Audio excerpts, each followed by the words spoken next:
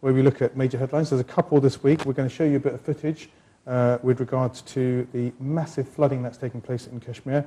There's been deaths, really terrible situation there.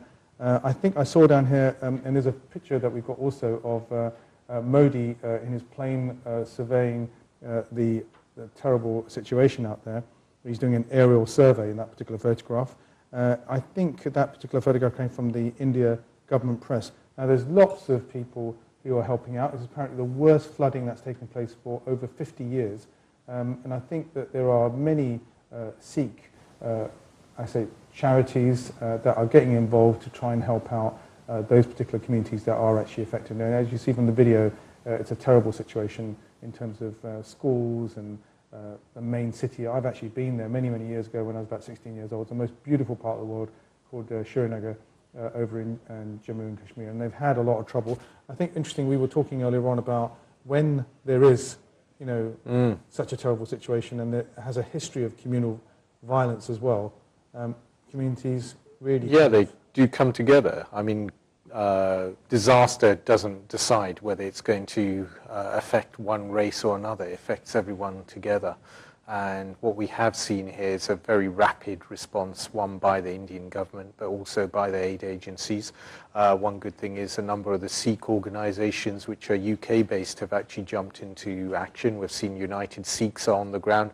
Khalsa Aid are doing a fantastic job on the ground, And we've also got all the other Sikh charities also helping, including the Sikh channel. So it is good to see the Sikh groups moving in to help.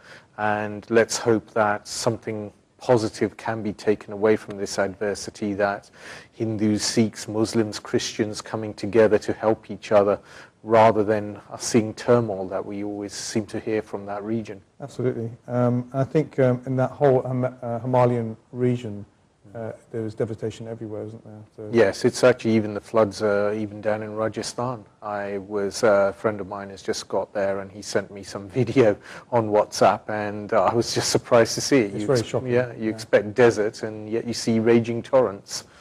Absolutely. So the other headline that we wanted to cover off, and this time next week when we do the show, we tend to record the show towards the end of the week. I believe that next Friday we should know whether or not Scotland decides to go independent or whether it decides to stay in the Union as it's described. I wanted to ask you about it because I think there's a lot of interesting areas that come up and about, don't they? For example, finance, and even things like, for example, currency, or the way that banks are suggesting... It's like any divorce. Divorce is complex. I'd say avoid it. If you're going to try and split Scotland away, you do have the issues at the moment we have the SNP saying, hey, they want to keep the Queen. They want to keep the pound. They want to keep British military. Well, why can't they keep Cameron and Ed Miliband and Clegg also? Why step away if you're keeping so many things? The argument behind the independence situation, what's actually being argued for. They already in Scotland, and we have to put forward a balanced view on this because obviously, yes, people have to make up their own minds regardless of our views. But if you place the argument on the table with regards to independence, there is a situation with regards to first of all, you have the oil. Now, is it going to run out in 25 years' time, or is it going to run out in 150 years' time? Irrelevant, because ultimately that brings in revenue. And if you look at education, in Scotland, kids are really fortunate. They don't have to pay that massive hike or something like £9,000 just to actually go to university. So education should be free, and it should be free for everyone. Well, that money is coming from somewhere, so it would still be coming through someone's taxation. Universities don't run for free, so it could be a very rude awakening for the Scottish people when they discover that, having gone it alone, that their economy is not able to sustain some of the services that they enjoy today. Well, they might also argue that, and I'm not kind of saying either way, but one could also argue that there's better management, better ownership, better determination, because that's what it is, it's self-determination, but better determination of what you do with the finances and how they're controlled. Isn't it a little bit too much, too late with regards to concessions, saying we'll do this special act for you? Why was that not thought of ages and ages ago? Why was it? Why is it now suddenly people are pulling things out of the the woodwork to say, well, we'll give you this extra bit of autonomy. Scotland has devolution, and they do have certain powers. They do have their own Scottish Parliament, and the same for Wales, but they want total independence. And yes, the concessions are there. No one wants to see the union break up. It's quite clear from the markets that the financial markets don't want to see the union break up. In fact, yesterday, when the Dow ended down, one of the reasons cited was Scotland. But then again, you see, that's a US market. Scaremongering, possibly, right? But we'll see what happens. But we'll leave it up to the voters to decide with the information presented to them and how they experience that. We don't live in Scotland, but we are part of the union in terms of being in England. And if you're watching this internationally, I'm sure you'll be interested in the actual outcome when it comes about. I know a lot of tourists that come to England, I would say, normally go off to Scotland as well as part of their holidays. And both countries are beautiful in their own way. Well, they might need to get 2 visas. Might need 2 visas. I wonder whether the Shergan visa actually will apply. I don't know. Right, okay, let's move on to the next part of the programme where we actually look at a number of headlines. The first one I'd like to look at, and interestingly, this is the week of the sad situation of September 11, 2001. I thought it's quite sad that we're still talking about terrorism and managing what is now called ISIS, also known as IS, Islamic State, is now the term that they tend to be using at the moment for that. I see that the Guardian today, meaning Friday, says that the Syrian government and its close allies in Moscow and Tehran warned Barack Obama that any offensive against Islamic State within Syria would violate international law. So you're kind of like damned if you do and you're damned if you don't, right? Obama has to make a decision. It has to be a leadership situation where, in the past he said that clearly there isn't necessarily clear leadership on what to do. But right now, they're facing the situation of actually arming certain groups. Now, would they be going against the Assad government as well? So, and who's actually siding those parts as well when you look at it from a United Nations perspective? Well, it's a continuous melting pot. You arm one group, one day they're your friend, next day they're not. So it is not an easy situation. However, it's not a situation I believe that the world should leave alone. Nor is it a new situation. I wouldn't put this down to just being from the time of September the 11th. It's one which has been going on for many hundreds of years. Well, let's look at the own Sikh history is written in this level of intolerance. When Guru Nanak, there's a lot of Bani written about the barbarity of the Babur's regime and how many people were being killed. And that's still going on. And it's the same ideology behind it. Yet people very rarely discuss that ideology. Do you think that things like, unfortunately, we did talk about a beheading that took place, and then another one took place as well with another journalist. This kind of barbaric activity, you call it, right?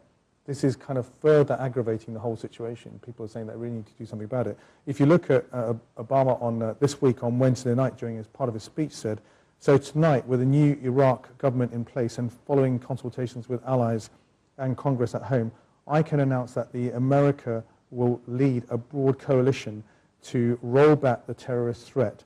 Obama said, our objective is clear. We will degrade and ultimately destroy ISIS through a comprehensive and sustained counterterrorism strategy. So this whole theme of terrorism itself, right? I mean, then where does that lead to? Because ultimately, if you look at the Mujahideen, for example, they morphed into something that was actually fighting against America in the end, which was way before 2001. So when you start arming certain groups, should there not be a force that goes in directly to sort it out? It's not just a question of arming groups. It's a massive global ideology. People talk about terrorism coming back to the West. It's not coming back. It's actually here. We're exporting it to Syria and Iraq, and it is already here. There's a lot of homegrown fanaticism going on, and until the government starts to look into that and people, society as a whole starts to deal with it, it will always go on. I see I've just been handed a news headline here actually. So let me pass that on to you, something about Afghans, so hot off the press. So police today smashed an Afghan gang suspected of making $1 million a year by selling smartphones stolen from London commuters. So we see that making money through different routes to try and push it in through different ways. So a country that's trying to help another country, and that they've got crooks in that country as well, haven't they? Well, you get crooks wherever you go. Yeah, I guess so. So let's just talk about this just a little bit more, because I'm a bit worried about the whole arming, like I said before, the whole arming situation here. That if you're damned if you do, you're damned if you don't, right? But you've got to actually nail your kind of thoughts on a mast eventually and go forward in a righteous manner.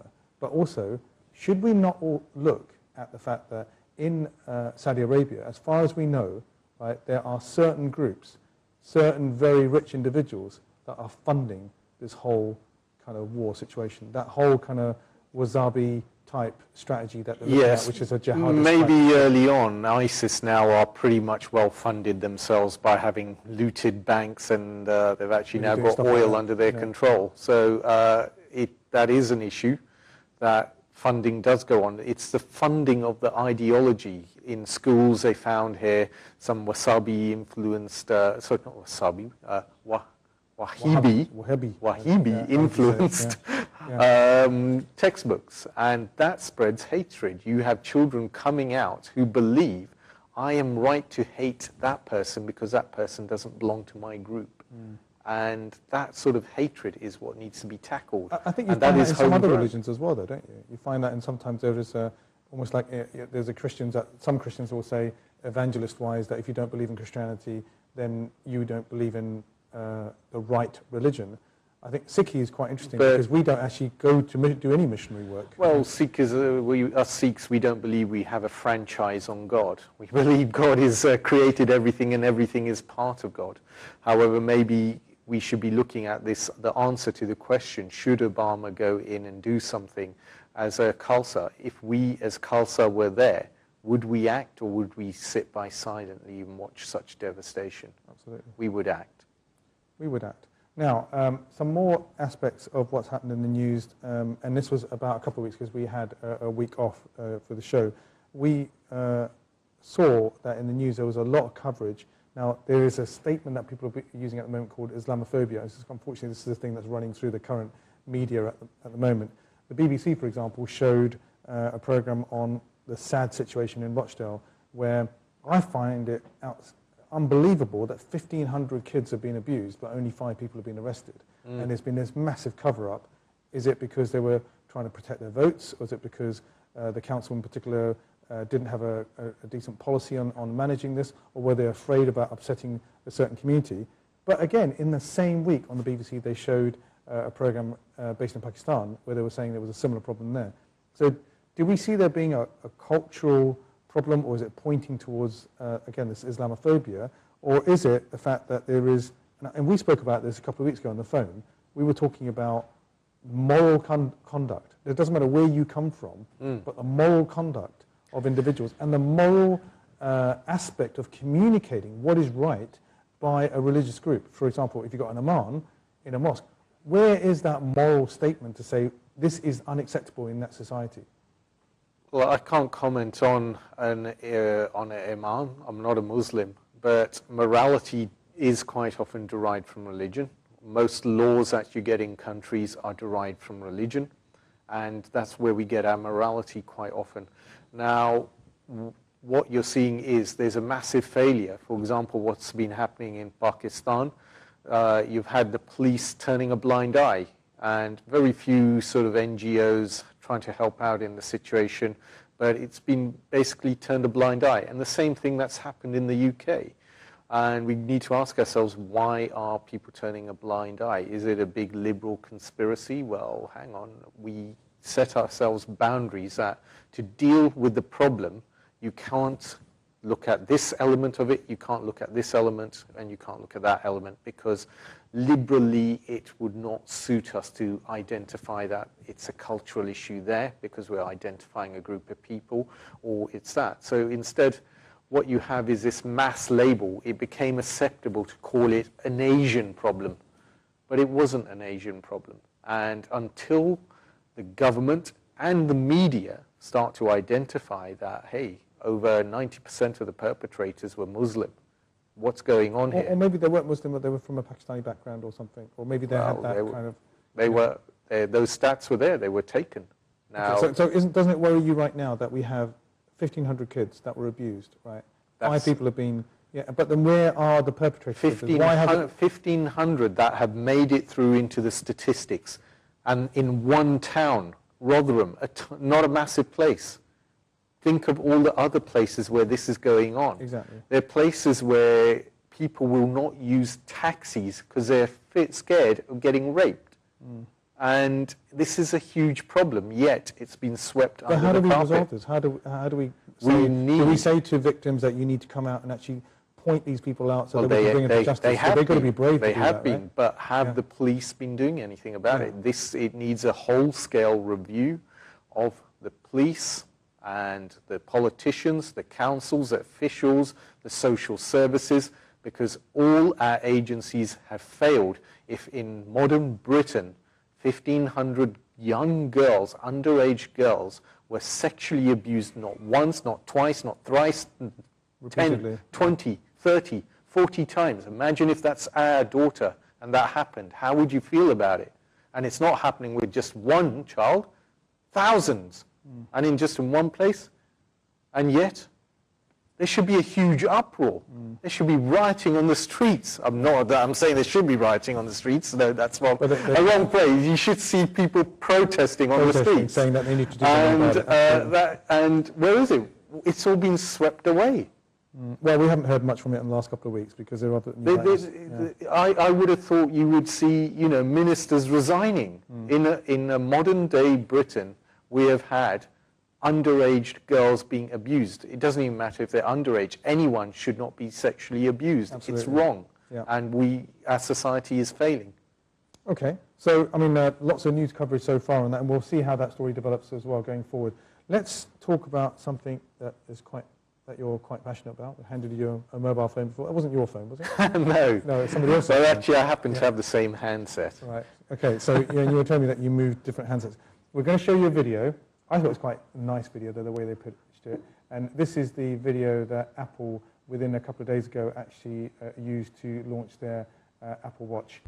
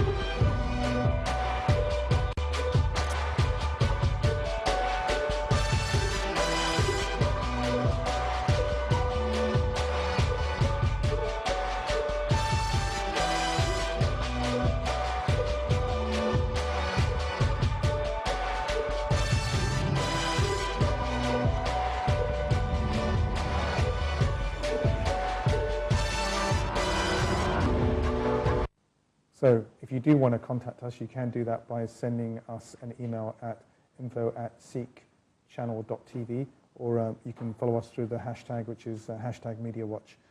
Now, your opinion, because you know all the technologies, because you've used all these. What is this, an Android or something? Or that's an Android. That's an HTC. That's a Windows phone, and then you've got here you go. Actually, these are to be very fair. Yeah, these are the same models. These ones. Yeah. So these are both HTCs. Okay. The latest M8 and. Where's your little watch thing? You know. Rolex only, mate. Oh, so for real. So tell us, what is the iPhone with the combination of the watch? Is it something that's a major innovation? the way they pitch that thing, it looks so beautiful, doesn't it? All the different options you can have, all the different things that you can do. But this technology's been around for a while, right? The technology has been there for a while. You've seen all these, the Nike Fuel and all these various. Sorry, my Nike Fuel, yeah. You got one there too, yeah. So the technology is there. We've been. It's slowly moving from being to something that you carry to things that you wear. I mean, we've always worn technology. A watch is technology. It's had design, it's had thought. It is a technological piece. But we're starting to think about, how does that technology fit into our life? How does it help us? So, I mean, yes, what Apple is doing with the iPhone and with the iWatch is interesting. It's nothing new. It's already there. Other providers are doing it. It's something Android is a bit more ahead on, but I'm sure Apple might give it a better design edge. Do you think they give it a bit of a push in terms of the industry they've got out? Because they had so many thousands of applications out before that, it's easily adaptable because and it's harder to get an application on the Apple platform than it is compared to the Android platform. No, I'll tell you what gives it a push. Name another brand that has its launch covered by the news. Right. Okay. Can you name another brand just offhand? There's a lot of media attention to it. Yeah? But you hear about Apple's launches. It gets a lot of media attention, and people go for it, and then they try it out. Okay, hey, this is good. I might like this. Right. And because of that, it gets a push. That it do you think maybe they sit back intentionally? They say, oh look, Samsung's done one, Sony's done one, Nike's got Fuel Band. They sit back and they watch because. Somebody once said to me the difference between creativity and innovation is that creativity is when you create a brand new idea, something that no one's actually thought of before, whereas innovation is to take that idea and just kind of adapt it and kind of mold it and bring it. So it's not your idea, it's somebody else's idea, but you just kind of do it better. MP3 player, for example, there was the Rio, there was loads of devices before the iPod, but they were revolutionary because, and kind of pardon the pun, with the little circle that they had to control the navigation, and the user experience is really good. So maybe they do that. They maybe make it easier for product, They do. That's what you get. So Apple maybe has a mass market appeal, but they're 2 years behind the curve. Yeah. Okay. Well, we'll see what happens with that. Well, that's the part of the program that's finished there. We've got one more part of the program to do, and that is that we talk about Sikh issues. Now, there's another video that we're going to show you. This is called the Play Foul on FIFA. I was nominated by Gurpreet Singh to call foul on FIBA. I am a Sikh. I should be able to wear a turban while playing basketball. I now nominate Himmat Singh, Sarup Gar, Avneet Gar, Shishpal Singh, and Tarup Gar.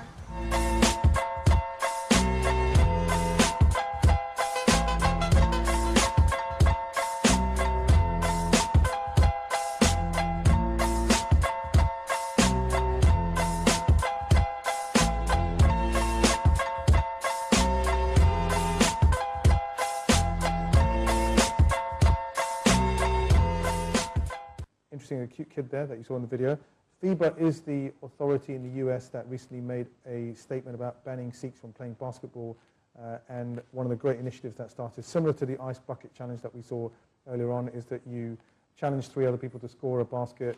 You talk about the fact that FIFA should really be allowing people to wear bugs or butkas headgear when they're actually playing basketball, because it's very unfair. And there's some talented, you look at some of the videos on YouTube, there's some incredible basket players that are Sikh guys. I don't think even I could probably need about, a meter before I put it in the basket. But these guys are like doing it from 15, 20, 40, 50 feet away. They're scoring baskets. So it's an incredible talent that FIBA is actually missing out on. That's one thing.